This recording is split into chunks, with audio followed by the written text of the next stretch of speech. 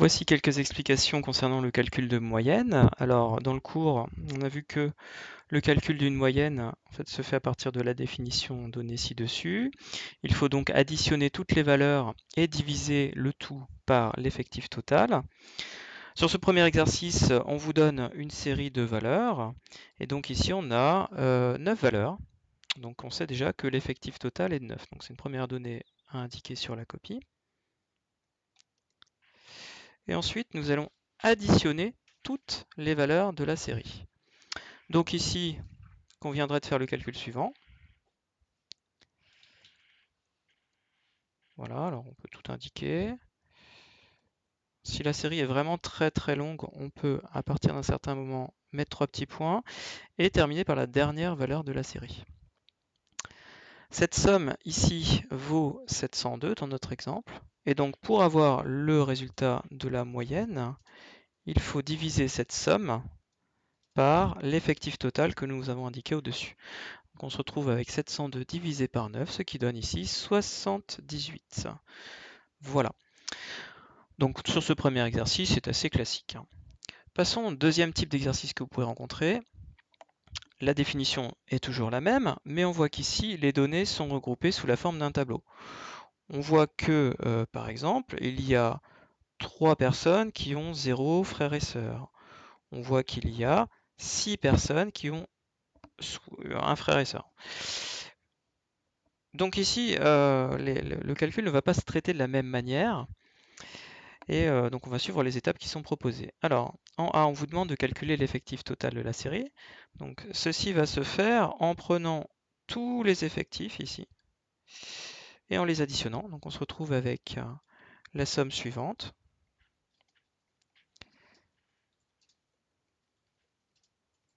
Qui va donner, dans notre exemple, 34. La question petit b est pour voir si vous aviez bien compris l'énoncé. Donc combien de personnes ont 4 frères et sœurs? Donc on va chercher dans la colonne nombre de frères et sœurs, le nombre 4, et on voit qu'ici, il correspond à un effectif de 5. Donc on peut dire que 5 personnes ont 4 frères et sœurs. De même, la question suivante, combien de personnes ont au moins 3 frères et sœurs? Donc là, vous allez chercher, toujours dans la ligne nombre frères et sœurs, toutes les valeurs qui sont supérieures ou égales à 3. Donc on a 3, 4, 5, 6 et 7, et on prend les effectifs.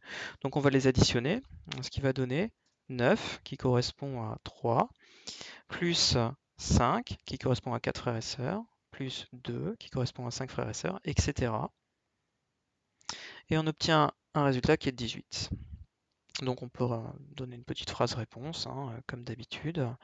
18 personnes ont plus de 3 frères et sœurs.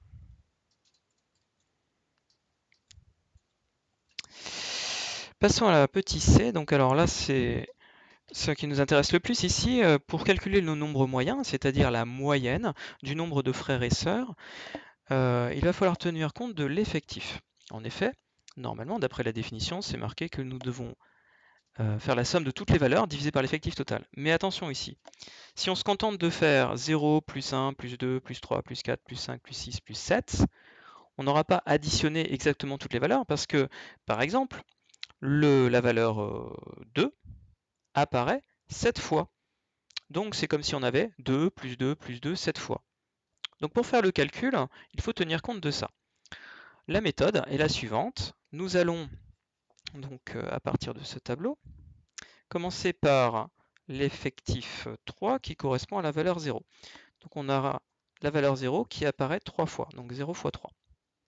Puis on continue. La valeur 1 qui va apparaître 6 fois. Donc on va ajouter 1 6 fois.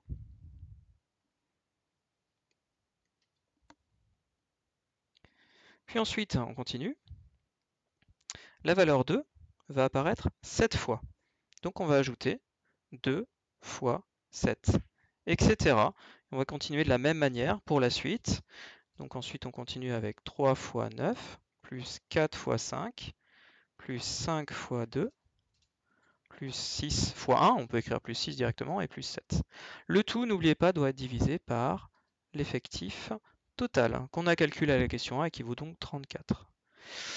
Alors ici, si on fait le calcul, on obtient au numérateur 90 sur 34, ce qui va donner une valeur approchée à la calculatrice. Vous pouvez taper ce calcul et vous obtenez environ 2,6.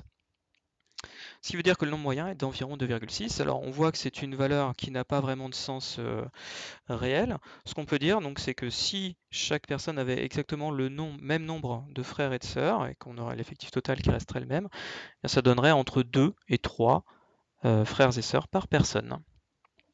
Et voilà.